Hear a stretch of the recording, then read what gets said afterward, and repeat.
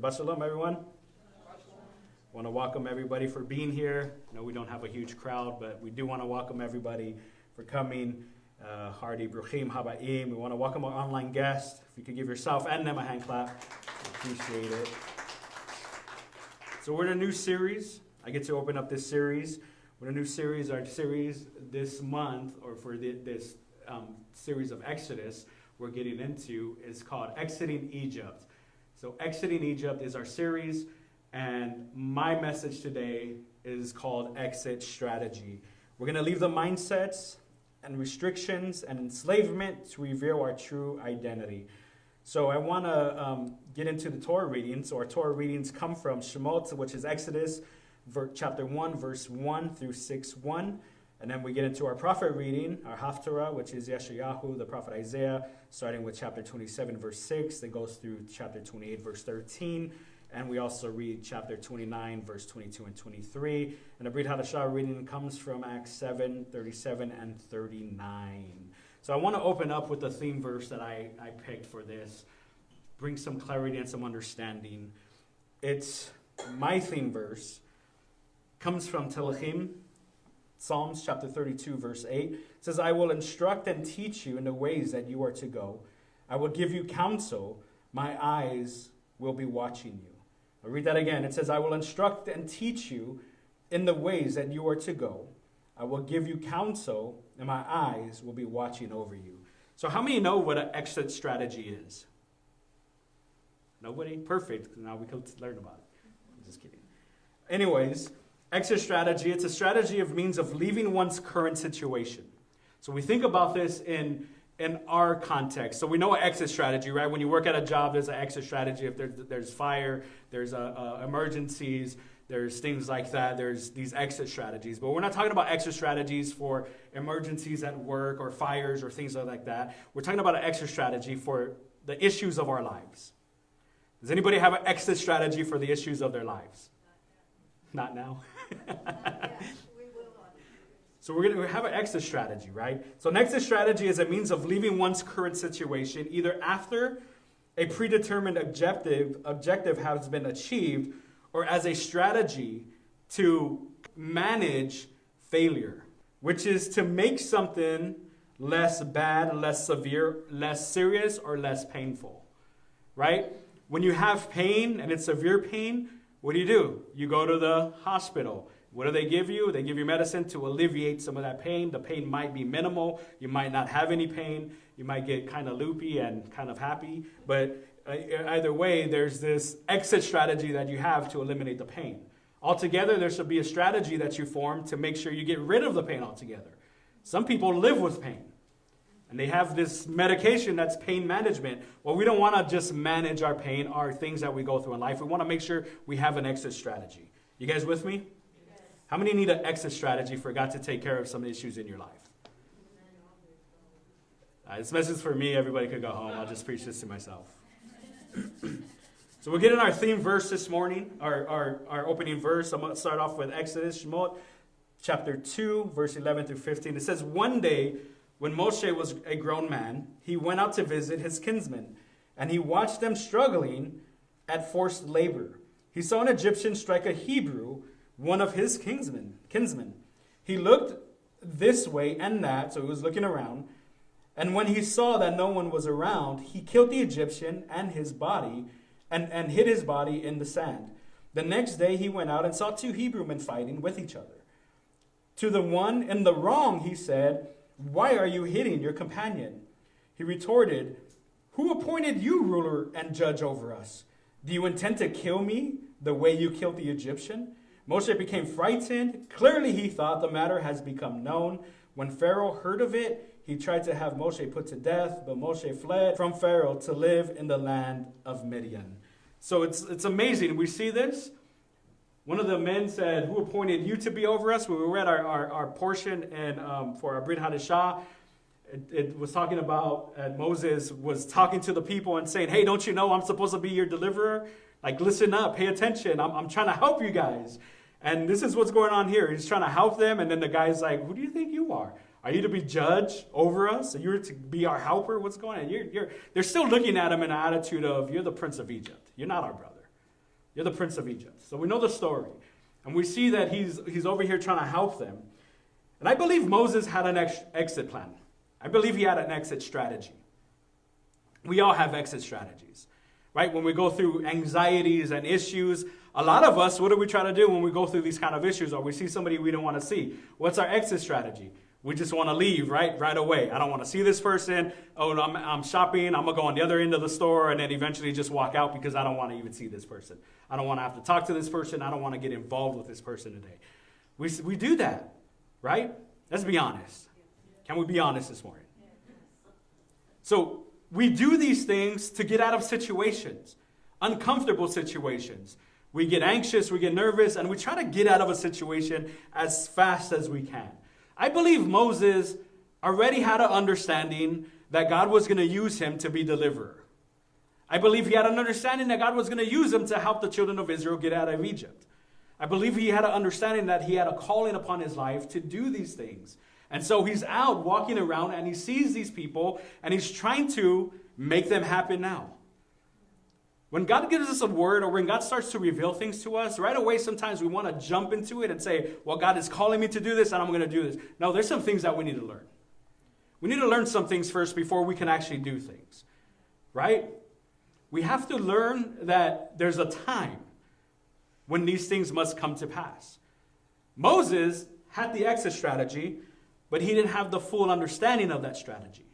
And so we have to have the full understanding of the strategy before we can even begin to make the exit or begin to talk to people and share with them what this strategy is. So I believe it was a God-given strategy that Moses had. But what he failed to realize is the timing of this strategy. It was the timing of this strategy. And because he failed to realize or to guard his heart, it pushed him into action before the command to move was given. Because he failed to guard his heart, he was pushed into action before the action motion to move was given, right? Because it says here in our portion that we just read that his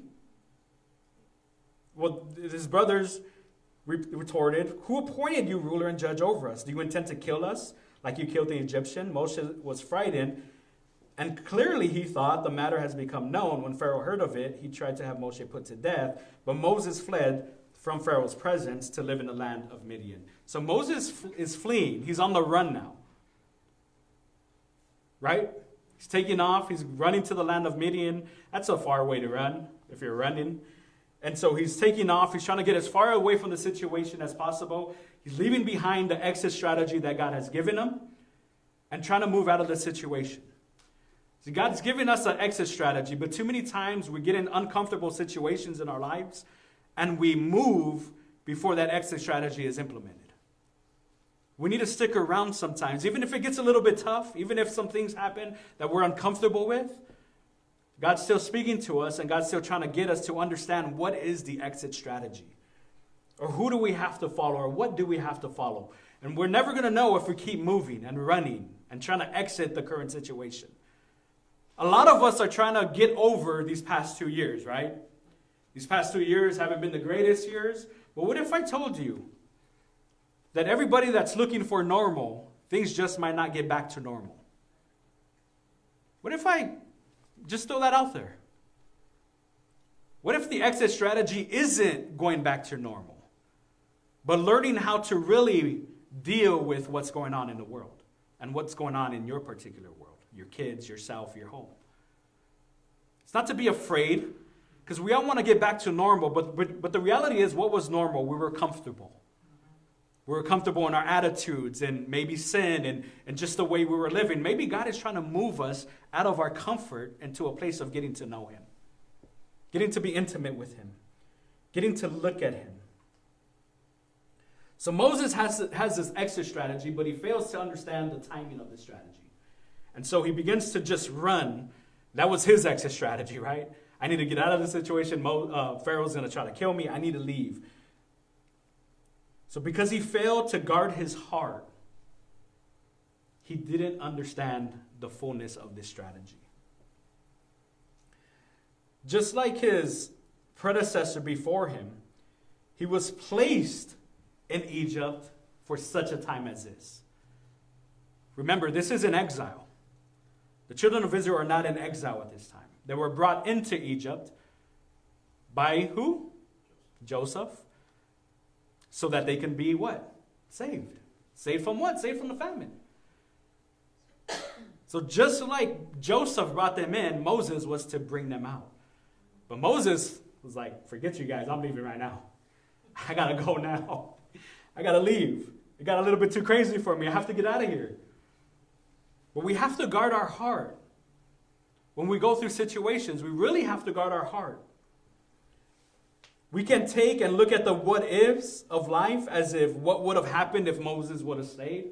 What would have happened if we never had this situation? What if? But the reality is we can't look at the what-ifs of life. We have to look at the where we are in life right now, even if we ran. Proverbs 4:20-23 says, "My son, pay attention to what I'm saying. Incline your ear to my words. Don't let them out of your sight. Keep them deep in your heart, for they are life to those who find them and health to their whole being. Above everything else, guard your what? Your heart, for it is the source of life's consequences." Guard your heart because it is the source of life's consequences. You know, everything that happens in life, the consequences of what takes place, first happens here in our hearts. We have to guard our heart. If Moses would have guarded his heart, he would have never have ran away from the situation. He would have never been on this journey alone. But thank God, he still has the exit strategy together when we try to make the exit strategy our own thing about us. I got to leave the situation. It got too uncomfortable. I have anxiety. It's going crazy. I got all these things. We try to get out of these situations ourselves, but God say, no, I'm trying to teach you something. My first point I want to make today is this. We have to trust the exit strategy of Hashem and not of our own. We have to trust his exit strategy and not our own. We have to remember that it was the exit strategy of God that he gave Joseph and Yaakov to lead the children of Egypt, the children to Egypt, that resulted them in being saved. So it was the exit strategy. What was he taking them out of? He was taking them out of the famine and leading them into Egypt. And it's the same God that has the exit strategy for Moses to bring the children of Israel, just as they were brought in out of Egypt, to a place where they would come and worship him. So it's the same thing. Just as God brought you into a situation, you have to trust that he's going to bring you out of a situation. Are you hearing me? Just as you even put yourself in a situation, don't try to exit it on your own. You created a mess in that situation, you're going to create a mess leaving that situation. So you have to trust God to even get you out of your own mess. Remember our theme verse. I will instruct and teach you in the way that you are to go. I will give you counsel. I will instruct and teach you in the way you are to go, and I will give you counsel. My eyes will be watching you. My eyes will be watching you. Sometime later, Exodus 2:23 and 25, sometime during those many years, the king of Egypt died. But the people of Israel still groaned under the yoke of slavery, and they cried out. And their cry for rescue from slavery came up to God. God heard their groaning, and God remembered his covenant with Abraham, Yitzhak, and Yaakov. God saw the people of Israel, and God acknowledged them. This is after the fact Moses ran. Moses takes off, leaves without the children of Israel, because that was the plan, not just for Moses to leave, but for the children of Israel to leave. Moses takes off, and God still acknowledges them. I see where you're at. I understand what you're going through. You may think people move on from your life. They had their own exit strategy. You may feel all alone in your life and still stuck in your situations. Everybody's gone. I'm still stuck here. What's going on? You have to remember that even in your situation, God is still acknowledging you. Remember what we said, the book of Shemot, Exodus, it isn't exiting. The book of Shemot is names. Shemot means names. So when God counts people, he doesn't count numbers as 1, 2, 3. He counts each of us as individuals. He counts us as names. So each person matters to God. So it wasn't just for Moses to leave Egypt. It was for everyone to leave together. By name, we would leave together. And by name, he would call you out who's exiting the situation. So by name, he's saying you're in a situation right now. And by your name, I'm going to call you out of it. You're not just a number. You're not just an ordinary person. You mean something to me. And by your name, I'm calling you out to come out of your situation. Proverbs 16:3 says, if you entrust all to Adonai, your plans will achieve success. If you entrust everything to him, your plans will achieve success.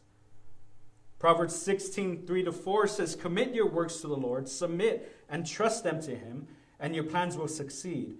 If you respond to his will and guidance. I love that. This is from the Amplified. I'm reading from the Amplified, the same verse. It says, commit your works to the Lord, submit and trust them to him, and your plans will succeed if you respond to his will and guidance. If you respond to his will and guidance. The Lord has made everything for his purpose, even the wicked according to their role for the day of evil.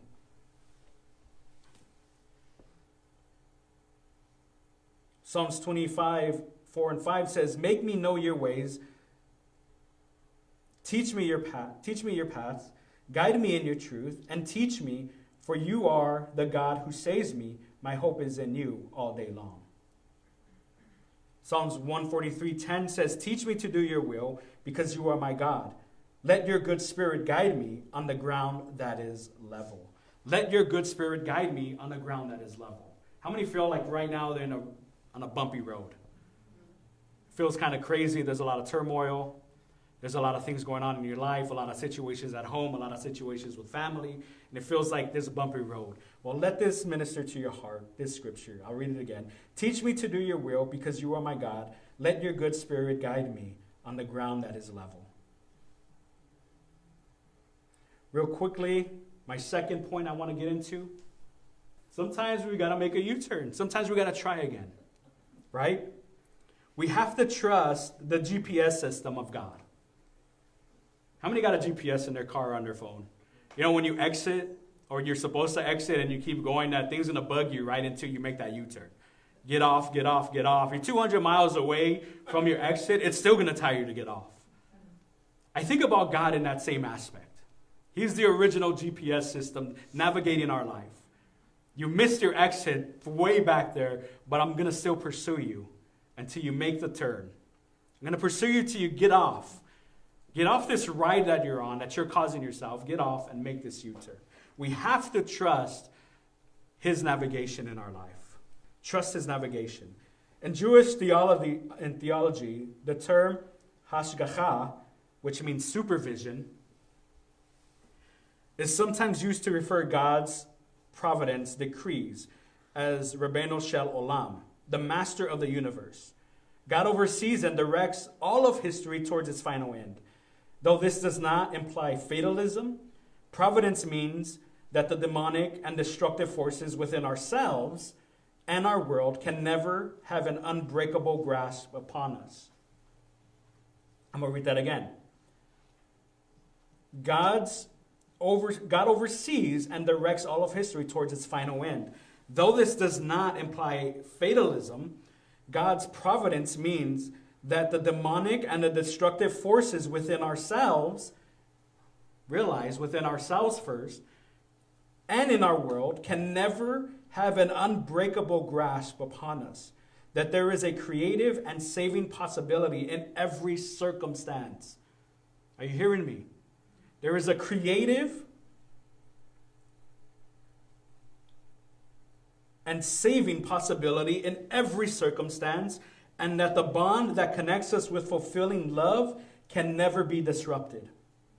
Faith believes that with God, all things are possible, and that means that in every possible world, his healing love is present for us and directing us towards our future. His presence is leading us to our future. Again, point number 2, sometimes we need to make a U-turn. We got to try and start again. The act of turning has the power to redirect your eternal destiny. The act of turning has the power to redirect our eternal history and destiny. Exodus 3, 1-6 says, Now Moshe was tending the sheep of Yithro, his father-in-law, the priest of Midian. Leading the flock to the far side of the desert, he came to the mountain of God, to Horeb, and the angel of Adonai appeared to him in a fire blazing from the middle of the bush. He looked and saw that and thought that although the bush was flaming with fire, yet the bush was not being burned up. Moses said, I'm going to go over and see this amazing sight and find out why the bush isn't being burned. When Adonai saw that he had gone over to see, God called to him from the middle of the bush. Moshe, Moshe, he answered, Here I am. He said, Do not come any closer. Take your sandals off your feet, because the place where you are standing is holy ground. I am the God of your father, he continued, the God of Abraham, the God of Isaac, and the God of Jacob. Moshe covered his face because he was afraid to look at God. Moses covered his face because he was afraid to look at God. There is so much in this verse. I'm going to try to give you some commentary and some breakdown from some of the rabbis of old, and then I'll give you some of mine that I got out of this verse. It says, during the fantastic encounter, God's first words to Moses may seem somewhat disappointing, right? You have this amazing encounter with God, and the first thing God tells you, take off your shoes. Hey, that's all you got to tell me?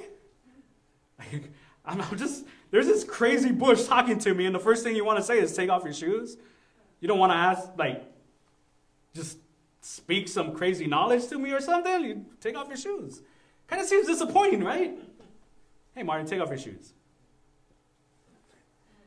After all, this was going to be the defining moment of Moses' life, the moment when he would be commissioned to become God's prince rather than a mere prince of Egypt. This was the dream of Moses' heart, his lifelong hope. Everything about Moses' life somehow led to this meeting with God, but God's first spoken words were simply, do not come near, take off your shoes. The defining moments of his life.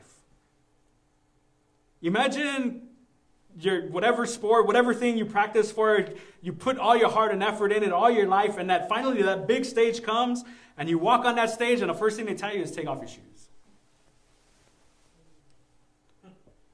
Or that symbol, whatever you're using, put that down. Wait, this is what you called me up here for. It's the defining moment. Everything's about to change. My life is about to change. And you think it's going to be this incredible thing, and it's no, take off your shoes. God's first words to Moses puzzled the sages and later commentators. Why didn't God begin, for instance, by introducing himself as he did in the following verse? I am the God of your father, the God of Abraham, the God of Isaac, and the God of Jacob. Why did he begin with the commandments? Do not come near, take off your shoes. The Jewish philosopher, the Rambam, stated that Moses' first meeting with God was intended to reveal his spiritual development as a prophet. At the beginning of his calling, Moses was commanded not to come near, but later, after the Exodus, Moses was able to approach the thick darkness where God was, as found in Exodus 20, verse 18. In other words, Moses' ability to approach the divine presence developed over the course of his journey with the Lord, and this episode was intended to reveal the contrast between the early and later Moses. The medieval mystical Rabbi Mattityahu ben Asher from the 1300s wrote that the removal of Moses' shoes was a symbol of the need to remove the earthly aspect of life that impede the gift of prophecy. God's first words to Moses thus represent a call to leave the realm of the physical in order to enter the spiritual realm. In other words, Moses simply could not come near to God until he first divested himself of the earthly symbolized by his shoes. Rabbi Samson Hirsch on the other hand, stated that the burning bush represented the infallible attributes of God. That is, God as Ein Sof, the infinite. Since the bush defined human rationality and logical comprehension, God's first words to Moses was, "Do not come near. Take off your shoes." Therefore meant that he must accept his place in the world and sanctify the ground, upon which he was standing, which will be Malchut. Encountering the divine presence implies reverently backing away from the inscrutable as something that surpasses you in every way, and then surrendering yourself to the place where you find yourself in the present moment. Do not come nearer means do not search for me in visions of a burning bush. God's voice speaks in human language from the midst of the fire so that he can meet him in our present state of finitude. The commandment to take off your shoes, therefore, means to accept your limitations and the realm of your existence. The first words spoken to Moses, then, essentially are, let God be God. Sanctify this time and place and understand that God speaks to you. Sanctify this time and place and understand that God speaks to you. Some pretty good stuff, huh? But, let me throw in my verse 5 of chapter 3. He said, do not come any closer or do not draw any nearer. Take off your sandals off your feet because the place where you are standing is holy ground. So first we see remove your sandals. This means remove the very things that are causing you to flee. Are you hearing me? When we enter the presence of God, God always wants you to remove those things which are causing you to run away from his presence. The second part, the holy ground, means the encounter. Hashem is saying, not only do I want you to touch me, I want to touch you. I want to come face to face with you. Removing your feet means your presence touches my presence. That you're touching me. God wants not only to touch us in a way where he could speak to us, but in a place where we could have intimate physical intimacy with him to understand his presence and know who he is. Are you hearing me this morning? God doesn't want you to observe him from afar. He doesn't want you to know him as, oh, that's the God of Rabbi Erick, or that's the God of Simcha Yeshua. He wants you to know him as your personal God. He wants to have an intimate relationship with you. So to remove these things from our life is to say, God, strip me. I'm stripping myself of these very things that are causing me to run away from every situation that I always run from. You know, if you run away from a situation today, if you get into a similar position later on in life with amazing people around you, you're going to run from that situation. And you're going to keep running and running and running, not realizing that the one you're trying to run from is yourself.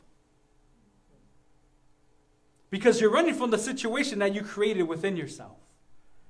And you can never keep running and running and running or outrun God until you have this encounter and God says, let me strip away that which you're running from. You're running from the issues that you created. Take them off. Encounter my presence.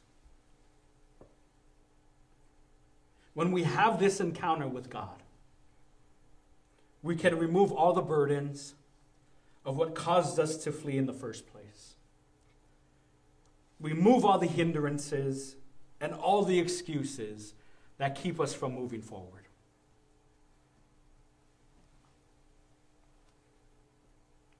Remember, Moshe ran.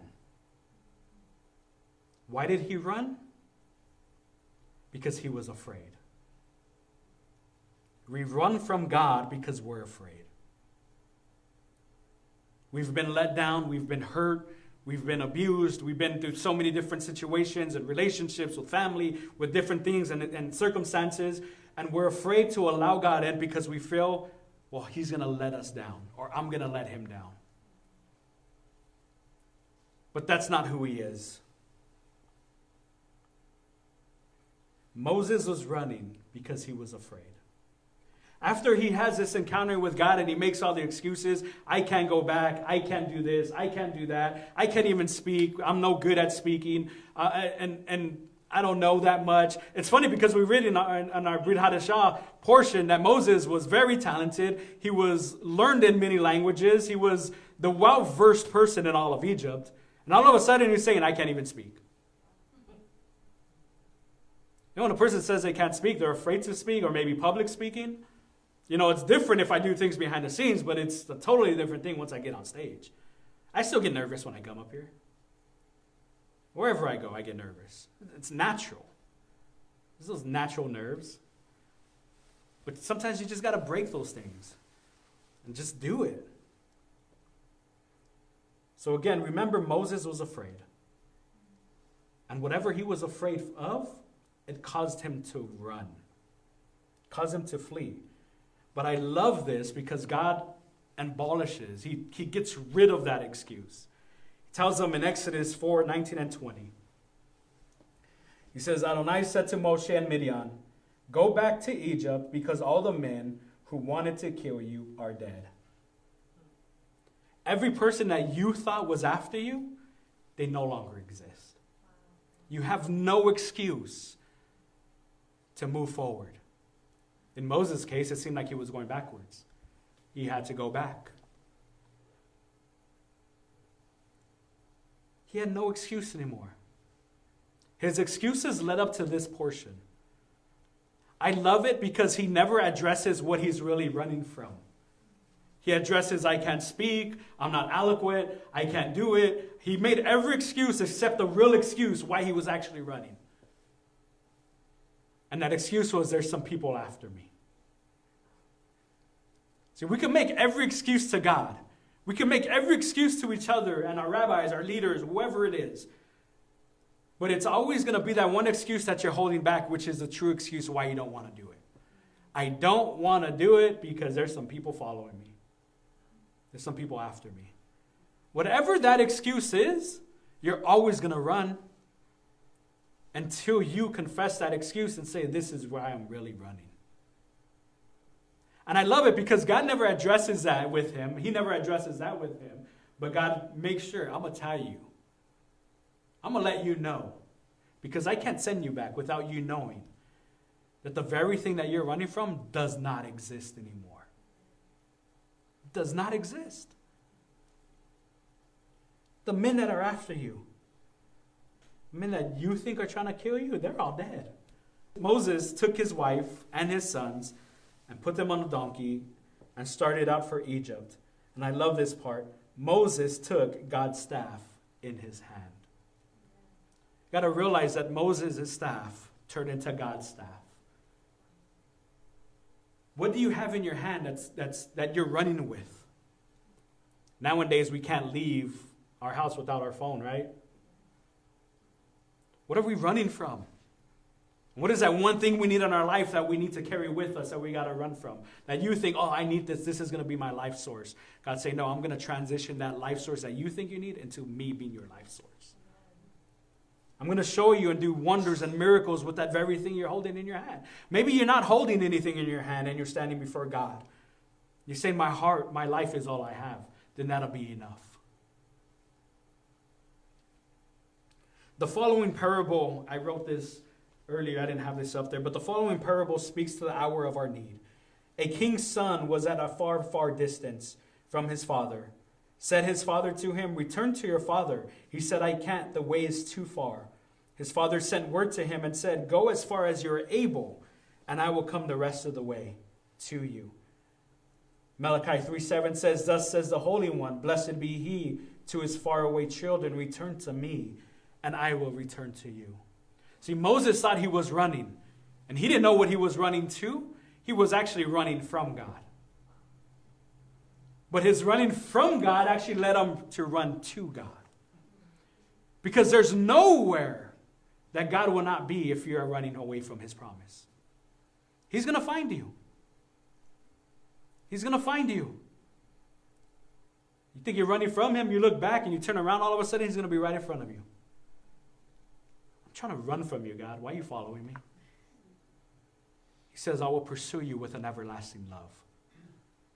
The plans and purposes I have for you are not to harm you, but to bring you peace. When we follow this holy GPS system, it puts us back on the right path and directs us towards the path that we should go. When we're walking on this path, when we're walking on this journey, we have to know that it's God. It's always Him. It's never us. It's never us. My last and final point I want to make this morning is Moses, when he got ready and he heard this word, when the Lord told him to go, the people are not after you anymore. He packed his stuff, he got his family, and he left. My last and final point for you is we must get dressed for action. We must get dressed for action. What's causing you to flee? Take these garments off of you. What's causing you to stay in the situations that you're in? Are you tired of it? Then change those clothes that are keeping you in that situation and move forward. Then Elisha said to Gehazi, get dressed for action. Take my staff in your hand. What did Moses have? Take my staff in your hand and be on your way. If you meet anybody, do not greet him. If anyone greets you, don't answer. Just go on the journey that God has set you on. You know what distracts us most of the time is when we meet people? Because sometimes we meet the wrong people. They distract us from the journey. It's like Joseph was sent on a mission to go see the well-being of his brothers. He got distracted along the way. So God sent a messenger and said, hey, what are you looking for? This guy came out of nowhere. He asked Joseph, what are you looking for? Joseph came to his reality. Wait, I'm supposed to be looking for my brothers. I'm supposed to be looking out for their welfare. And the guy just leaves him. Doesn't have no more conversation with him, just leaves him. It put him back on the right track. So what he's saying to his servant, he said, don't meet nobody. Don't lose sight and don't get off track of what the Lord is sending you to do. Get dressed for action and go do what you need to do.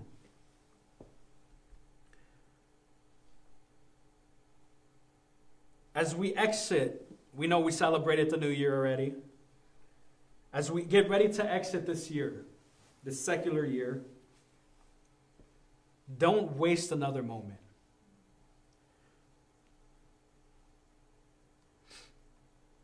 Don't waste another day.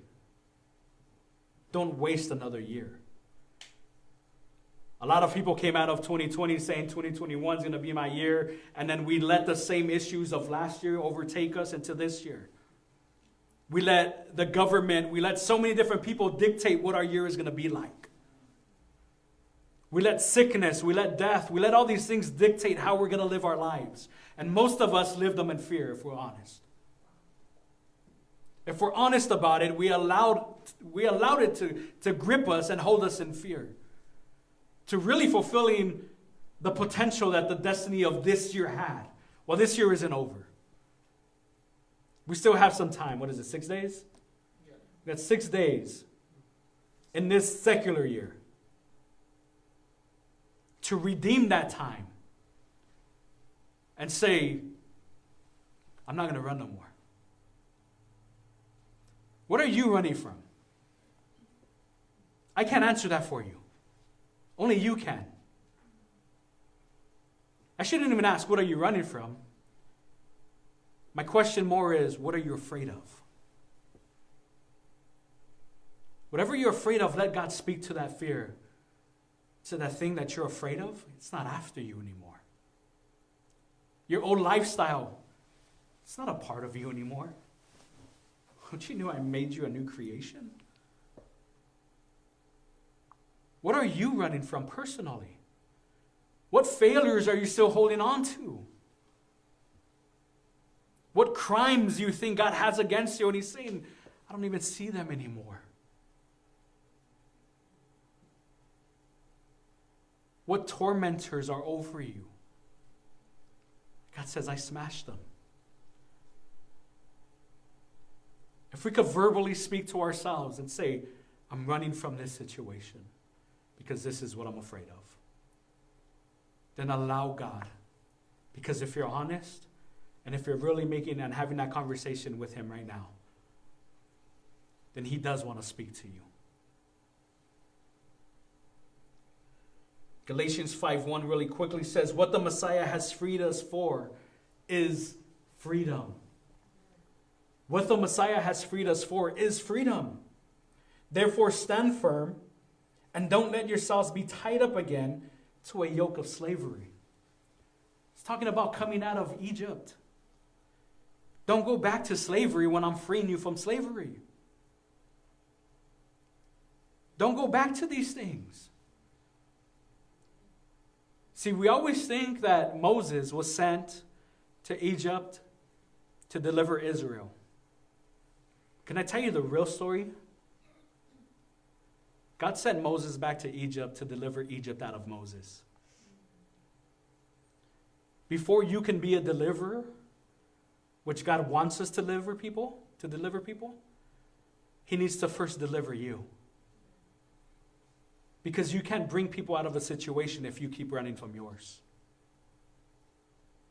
Are you hearing me? If you're still running from a situation, but you're telling people how to get out of theirs, you're not a true deliverer.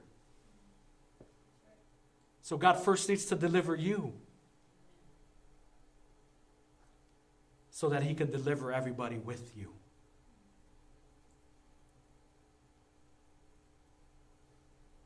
What the Messiah has freed us for is freedom. Therefore, stand firm and don't let yourselves be tied up again to a yoke of slavery. I love this because we have hope in Messiah. We're consistently choosing to choose life each and every day. We're consistently saying, if we have to, my past is my past and I'm moving forward. Each and every day we choose to choose life. If we don't choose life at all, by default, we choose death.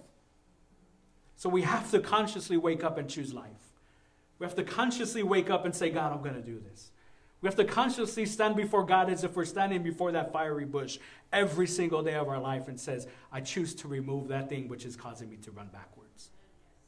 Every single day of our lives, we have to take off our shoes. Why? Because we want to touch God face to face. We have to choose life. You guys encouraged by this message? I'm going to call Mordechai to come up. We're going to do the blessing. I was encouraged by this message this week because there were some things that I was dealing with personally. And I had to let those things go. Sometimes you don't want to let things go. We get comfortable in our situations, right? We get comfortable with having an adversary. God's saying, I don't want you to have an adversary. I want you to have freedom. So, Mordechai.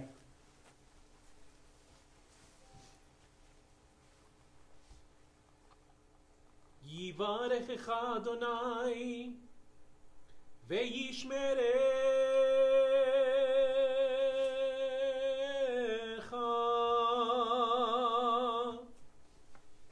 Yair Adonai panav elecha vichuneka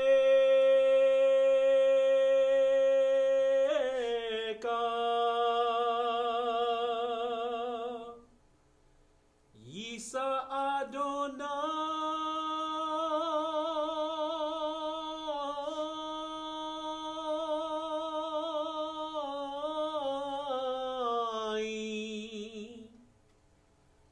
panav elecha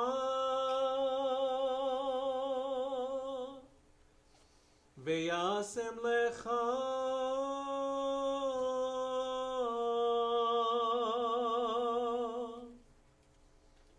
Shalom.